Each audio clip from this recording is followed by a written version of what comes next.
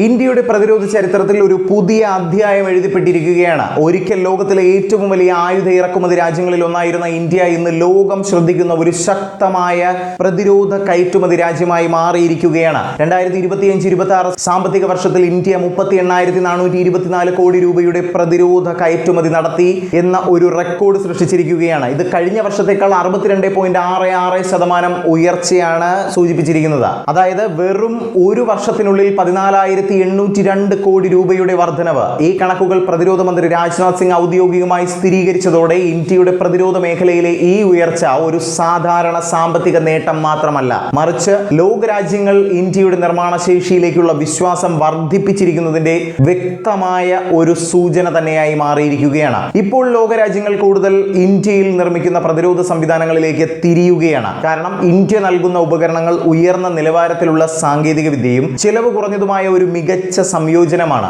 ഇതിലൂടെ ഇന്ത്യ ഒരു പ്രധാന ഗ്ലോബൽ പ്രതിരോധ സപ്ലയർ എന്ന നിലയിലേക്ക് ഉയർന്നിരിക്കുകയാണ്. ഈ വലിയ മാറ്റത്തിന് പിന്നിൽ ആത്മനിർഭർ ഭാരത് എന്ന ആശയത്തിന്റെ ശക്തമായ സ്വാധീനം വ്യക്തമാണ്. കാരണം സ്വയം പര്യാപ്തത ലക്ഷ്യമാക്കിയ ഈ നീക്കം ഇന്ത്യയെ ഇറക്കുമതിക്കാരിൽ നിന്ന് കയറ്റുമതിക്കാരനാക്കി മാറ്റിയിരിക്കുന്നു എന്നതാണ്. ഈ നേട്ടത്തിൽ സർക്കാർ സ്ഥാപനങ്ങളും സ്വകാര്യ മേഖലയുമുള്ള കൂട്ടായ പ്രവർത്തനം നിർണായകമായ പങ്ക് വഹിച്ചിരിക്കുകയാണ്. പ്രധാന പ്രതിരോധ പൊതുമേഖലാ സ്ഥാപനങ്ങൾക്ക് മൊത്തം കയറ്റുമതിയുടെ 54.84% സംഭാവന ചെയ്തപ്പോൾ സ്വകാര്യ മേഖല 45.16% പങ്കുവഹിച്ചു. ഇത് ഇന്ത്യയുടെ പ്രതിരോധ നിർമ്മാണ സംവിധാനത്തിന്റെ ശക്തമായ സഹകരണ മാതൃകയെ തെളിയിക്കുന്നു. അതേസമയം ഈ റെക്കോർഡ് നേട്ടത്തിന് പിന്നാലെ സ്റ്റോക്ക് മാർക്കറ്റിൽ ചെറിയൊരു ഇടിവ് ശ്രദ്ധിക്കപ്പെട്ടിട്ടുണ്ട്. GRSE, കൊച്ചിൻ ഷിപ്പ്യാർഡ്, BDL പോലെയുള്ള പ്രമുഖ പ്രതിരോധ കമ്പനികളുടെ ഓഹരികൾ 6% വരെ താഴ്ന്നു. എന്നാൽ വിദഗ്ധർ ഇതിനെ ഒരു താൽക്കാലിക തിരുത്തലായി മാത്രമാണ് കാണുന്നത്. കാരണം മേഖലയിലെ അടിസ്ഥാന ശക്തി ഇപ്പോഴും ഉറച്ചതാണെന്നതാണ് അവർ വിലയിരുത്തുന്നത്.